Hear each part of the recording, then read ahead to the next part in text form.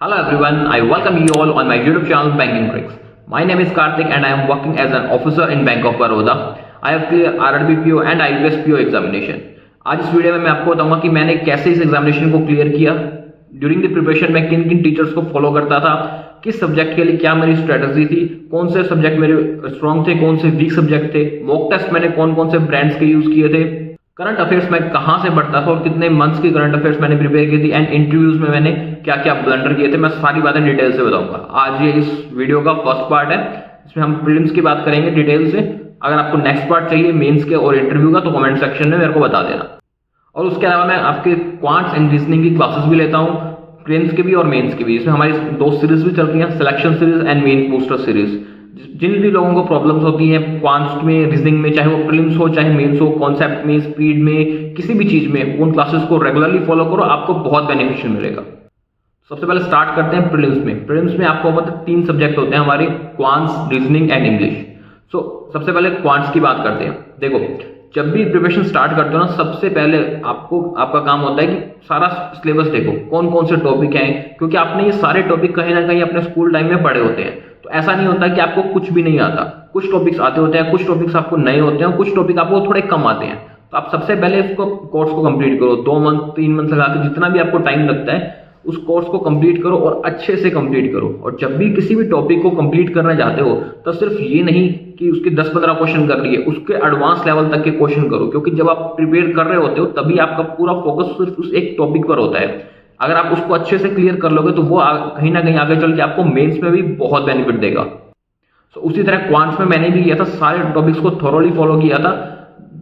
जो भी मेरे को टीचर्स मिलते थे यूट्यूब पे क्वांट्स के, चाहे वो हर्षल सर हो, आशीष अरोड़ा सर हो या कोई भी सर हो, कौशिक मोहंती सर हो, मैं सबकी क्लासेस फॉलो कर लेता था। क्योंकि जब मैं करने बैठता था ना, तब मैं ये नहीं देखता था कि कौन सा टीचर है या वो क्या करवा रहे हैं। मेरा हमेशा पॉइंट ऑफ व्यू ये होता था कि आज की इस वीडियो में ऐसे कौन से क्वेश्चन है जो मुझे नहीं आ रहे। आपको पूरा 1 घंटा 2 घंटा बैठ के वीडियो करने की जरूरत नहीं है। वीडियो को 2x की स्पीड पे लगाओ, जो क्वेश्चन आ रहे हैं अपना बनाओ, आंसर आ गए चलो आगे। यही किया करो। जिनमें आपको लगता है कि ज्यादा टाइम लग रहा है आपको क्वेश्चन में, या कुछ लग रहा है कि कॉन्सेप्ट जो मेरा है वो एग्जाम के अकॉर्डिंग यानी कि बैंक एग्जाम के अकॉर्डिंग सेट नहीं बैठ रहा, क्योंकि बैंक एग्जाम में टाइम भी बहुत मैटर करता है। उस क्वेश्चन को देखो, उस कॉन्सेप्ट को देखो और उसके बाद आगे चलो। अर्थमेटिक को बेसिकली 3 पार्ट में डिवाइड किया था मैंने, स्पीड मैथ में, अर्थमेटिक में और डेटा इंटरप्रिटेशन में। तीनों पार्ट का बहुत मैटर है। जो स्पीड मैथ थी उसमें ज्यादा कुछ आपको करना नहीं है, बहुत सारे आपको बताया जाता है कि ये ट्रिक्स कर लो, मल्टीप्लाई की कर लो, ये ट्रिक्स डिवाइड की कर लो, जल्दी कैलकुलेशन हो जाएगी। मैंने ऐसी कोई ट्रिक नहीं की थी, मैं इन सारी ट्रिक्स के अगेंस्ट हूं। कोई ट्रिक करने का मतलब नहीं बनता, आपको कॉन्सेप्ट आना चाहिए, कितनी जल्दी आप क्वेश्चन को समझ सकते हो। जितना जल्दी आप उस क्वेश्चन को रीड करके उसको कैसे सॉल्व करना है, क्या उस क्वेश्चन में पूछा जा रहा है, ये आप समझोगे ना, उतनी जल्दी आपको आंसर मिलेगा। डेटा इंटरप्रिटेशन में मैं यही कहता हूं कि जितनी जल्दी आप कॉन्सेप्ट को समझ लो क्या पूछ रहा है, जितनी जल्दी आप डेटा निकाल सको उसका, वही आपकी स्पीड है। बैठकर सिर्फ बहुत सारे टेबल स्क्वायर्स याद करने से, बहुत सारे मल्टीप्लाई की ट्रिक्स याद करने से, सारा दिन उनकी क्लासेस करने से कुछ नहीं होता। स्पीड मैथ मैंने सिर्फ मॉक टेस्ट से की थी, मैंने कोई क्लास नहीं देखी थी, नंबर सीरीज की कोई क्लास नहीं देखी थी। मैं मॉक टेस्ट में देखता था, नीचे सॉल्यूशन मिल जाता था, डिफरेंट टाइप के मेरे को हर क्वेश्चन मिल जाते थे, हर कॉन्सेप्ट वहां से मिल जाता था, उसी को मैं करता था। डेटा इंटरप्रिटेशन के लिए मैंने जरूर सारे टीचर्स को किया है, क्योंकि बहुत डिफरेंट टाइप के डेटा इंटरप्रिटेशन आते हैं। तो मेरा को होता था कि ऐसा कोई एक क्वेश्चन होना नहीं चाहिए जो मुझे ना आता हो, या जिसको मैंने एटलीस्ट 2-3 बार किया ना हो। एग्जामिनेशन में मुझे कोई नया क्वेश्चन नहीं चाहिए, मुझे कोई बवाल नहीं चाहिए।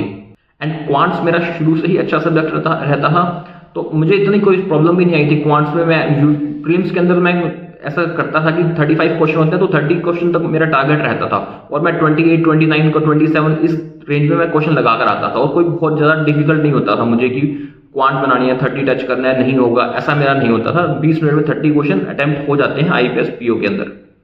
और क्लर्क की बात करो तो 35 में 35 क्वेश्चन के लिए 20 मिनट्स एनफ होते हैं। वो क्वेश्चन भी उसी लेवल के होते हैं, बहुत सारे क्वेश्चन तो ऐसे होते हैं जिसको आपको देखते ही आंसर आ जाता है।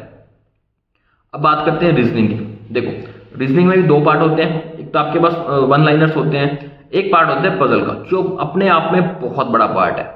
पजल करना ही सबसे बड़ी चीज है रीजनिंग के अंदर। ना सिर्फ करना बल्कि एक लिमिटेड टाइम पीरियड के अंदर करना। आपको वहां 20 मिनट मिलते हैं, आपको उसमें करीब 4 से 5 पजल आती है, जिसमें 4 बड़ी पजल होती है, 1 छोटी पजल मिल जाएगी आपको। आपको वो 5 पजल करनी है उस टाइम पीरियड के अंदर। तो जब मैंने रीजनिंग का पेपर देना स्टार्ट किया तब भी मैं ऐसे ही करता, पहले मैं सारे वन लाइनर कंप्लीट करता और मेरा जहां तक टारगेट होता था कि फर्स्ट 7 मिनट्स के अंदर जितने भी 11, 12, 13 वन लाइनर थे उन सबको खत्म करो। और इतने ही टाइम पीरियड में ना सिर्फ वन लाइनर, डायरेक्शन डिस्टेंस के क्वेश्चन होते हैं, ब्लड रिलेशन के क्वेश्चन होते हैं, इन सारे क्वेश्चंस को मैं फिनिश करता था 7 मिनट के अंदर, 7 से 8 मिनट के अंदर। फिर जो बचते हैं 12 से 13 मिनट, उस टाइम में मैं सिर्फ पजल्स पे जाता था, क्योंकि पहले इस पेपर स्टार्ट होते मैं मार्क कर लेता था पजल कहाँ कहाँ पे। लास्ट के 12-13 मिनट में मेरे को सिर्फ पजल करनी होती थी और इतनी पजल बनाई थी, इतनी पजल बनाई थी, वो पजल बस सॉल्व होती थी। ऐसा नहीं होता था कि पजल मैं स्टार्ट कर रहा हूँ, प्रीलिम्स की बात कर रहा हूँ पजल की, और पजल अड़ जाए, क्योंकि प्रैक्टिस इतनी कर ली थी, इस लेवल की प्रैक्टिस कर ली थी, इतने टफ लेवल तक की पजल कर ली थी। बट जब भी प्रीलिम्स की बात आती है ना, जब भी प्रीलिम्स से आपके पास 20 दिन या 25 दिन पहले बचते हैं, मेंस की पजल मत किया करो, मेंस के पेपर मत लगाया करो, सारी स्पीड खराब हो जाती है। प्रीलिम्स में सिर्फ स्पीड का गेम है, मेंस लगा के पजल लगाने से ये होता है कि आप कहाँ पे 2 पॉसिबिलिटी बन रही होती है, वहां पे आपकी 3 पॉसिबिलिटी बनने लग जाती है।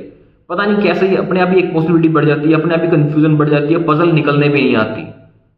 एंड रीजनिंग में 20 मिनट में जो 35 क्वेश्चन होते हैं क्लैरिकल में, वो सॉल्व हो जाते हैं। और पीओ में मेरा यही टारगेट रहता है, मुझे एक पजल छोड़नी है, कोई भी पजल जो मुझे टफ लगेगी एक पजल छोड़नी है, उसके अलावा सारा पेपर करना है। 30 मार्क्स का पेपर मैं टारगेट करके चलता था और मैं 30 मार्क्स का पेपर कर लेता था। एक उसमें वो स्पेलिंग वाला छोड़ता था तो 29 मार्क्स का पेपर मैं अटेम्प्ट करके आता था हर शिफ्ट में, चाहे कैसी भी शिफ्ट आए, ईजी आए टफ आए, मुझे इतना करना है। आप यही टारगेट लेकर चला करो, शिफ्ट मत देखा करो ईजी है टफ है, इतने क्वेश्चन करने हैं। क्योंकि हमारा जो कट ऑफ होती है वो इतनी ही रहती है प्रीलिम्स की, 55 के समथिंग। तो उसमें अगर कहीं ना कहीं मैथ्स और रीजनिंग में मैं 30 के टारगेट लेके चलता था तो मेरी कट ऑफ वहीं पे ही क्लियर हो जाती थी। इंग्लिश में तो सिर्फ मुझे यही होता था कि कैसे ना कैसे बस पूरा नंबर आ जाए। तो अब बात कर लेते हैं इंग्लिश की भी। देखो इंग्लिश में भी आपके 2 टाइप्स होते हैं, एक तो ग्रामेटिकल आता है, एक पोर्शन आता है आपके पास रीडिंग कॉम्प्रिहेंशन का। रीडिंग कॉम्प्रिहेंशन का जो पैटर्न होता है या जो सिलेबस है उसका, वो मुझे समझ नहीं आता कि क्या पढ़ना है, मैं सिर्फ पढ़ लेता हूँ उसमें। अगर आपकी रीडिंग अच्छी है, आप लाइन को पढ़ के समझ रहे हो, उसका मीनिंग समझ रहे हो, उसमें समझ रहे हो कि वो क्या कहना चाह रहा है, तो आपका रीडिंग कॉम्प्रिहेंशन बहुत ईजिली हो जाएगा। सिर्फ यही देखना है। उसके लिए मैं एडिटोरियल पढ़ना, स्टार्टिंग के कुछ टाइम तक मैंने एडिटोरियल पढ़ा था, ये सब मैंने भी चौंचलेबाजी की थी, मुझे नहीं समझ आई एडिटोरियल इतना पढ़ना। मैं सिर्फ पैसेज की ही प्रैक्टिस करता था, दिन भर मैं डिफरेंट टाइप्स की प्रैक्टिस करता था। कोई मुझे कहाँ से पैसेज मिल जाए, मैं हर टाइप के पैसेज की प्रैक्टिस करता था, चाहे वो साइंटिफिक पैसेज हो, चाहे वो थ्योरी बेस्ड पैसेज हो, स्टोरी बेस्ड हो। क्योंकि अब स्टोरी बेस्ड पैसेज बहुत कम आते हैं एग्जामिनेशन में, थोड़े से वो अच्छे लेवल के पैसेज पूछते हैं, इसलिए उसी लेवल की तैयारी किया करो। और रही बात ग्रामर की, तो ग्रामर के लिए ज़्यादा कुछ मैंने पढ़ा नहीं, सिर्फ एक वो निमिषा बंसल मैम की क्लास है 120 रूल्स ऑफ ग्रामर, 3-4 बार उसको अच्छे से पढ़ लिया था। और जो भी ग्रामर में कभी मेरा कोई एरर अटक जाता या कुछ भी किसी भी रीजन से अटकता था, तो मैं उसी रूल्स को फॉलो करता था और वो रूल वहां पर हमेशा होता था। और ग्रामर में तुम नोटिस करोगे, जो हमें गलतियां बताई जाती हैं या जो हमको बताया जाता है कि ये रूल है, वो रूल बार बार रिपीट होता है एग्जामिनेशन में। अगर आपके 5 एरर वाले क्वेश्चन आए, उसमें 4 रूल तो डेफिनेटली ऐसे होंगे जो आपने पढ़े हुए होंगे पहले, बस आपको उसको आइडेंटिफाई करना होता है वहां पे कि ये रूल यहाँ तक है। सिर्फ इतनी ही है आपकी ग्रामर, इससे ज़्यादा ग्रामर नहीं है। और उसके अलावा मैं बात करूं अगर वोकैब्स की, तो देखो मैंने नहीं पढ़ी वोकैब्स, मेरे को जितनी आती थी उतनी ही आती थी, जो वर्ड मुझे समझ नहीं आता मैं वो क्वेश्चन छोड़ देता था। और इंग्लिश में मैं कभी बहुत ज़्यादा टारगेट लेकर भी नहीं चलता था। प्रीलिम्स में मेरा टारगेट होता था 17-18 नंबर आ जाए, मेरा आराम से पेपर निकल जाएगा, मैं बिना टेंशन के एग्जामिनेशन से बाहर आता था। और यही मेरा टारगेट रहा। जब मैंने प्रीलिम्स क्रैक किया था मेरे कुछ 63 नंबर आए थे, कट ऑफ गई थी 51, तो मैं अच्छा खासा नंबर से ऊपर था। और सिर्फ प्रीलिम्स क्रैक ही तो क्लियर ही तो करना होता है, प्रीलिम्स के मार्क्स से जुड़ते नहीं है, इसलिए इतना सोचना भी नहीं है। प्रीलिम्स में मैं मॉक टेस्ट कौन सा देता था, देखो मेरे पास 3 मॉक टेस्ट थे। प्रैक्टिस मॉक का था मेरे पास, स्मार्ट कीड़ा का मेरे पास मॉक टेस्ट था और गाइडली का मेरे पास मॉक टेस्ट था। इन तीनों मॉक टेस्ट को मैं देता था। जितने 20-20 पेपर होते थे, मैं सारे पेपर करके जाता था, कोई एक पेपर उसमें छोड़ता नहीं था। मेरा टारगेट होता था मेरे को ये 60 पेपर कंप्लीट करने हैं। और दिन में 2 नहीं, मैं 3-3, 4-4 पेपर भी देता था, ऐसा भी होता था।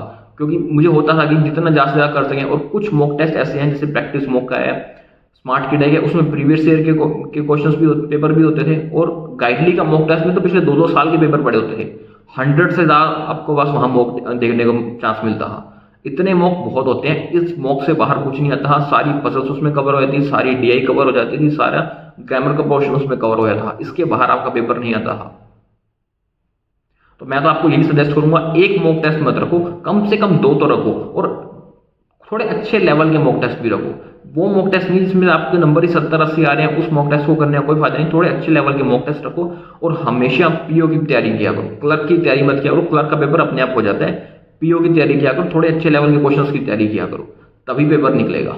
और इसके अलावा अगर आप चाहते हो कि मैं मेंस की भी बात करूं या मैं इंटरव्यूज में जो कुछ हुआ, कहाँ से मैंने प्रिपरेशन की, उन सब की वीडियोस चाहते हो तो कमेंट सेक्शन में मेरे को बता देना, मैं सारी वीडियोस अपलोड कर दूंगा एक एक करके। एक पूरी सीरीज में बनाऊंगा किस तरह से कैसे करते हैं, या किसी पर्टिकुलर टॉपिक की आपको वीडियो चाहिए तो वो वीडियो भी आपको मिल जाएगी। ओके।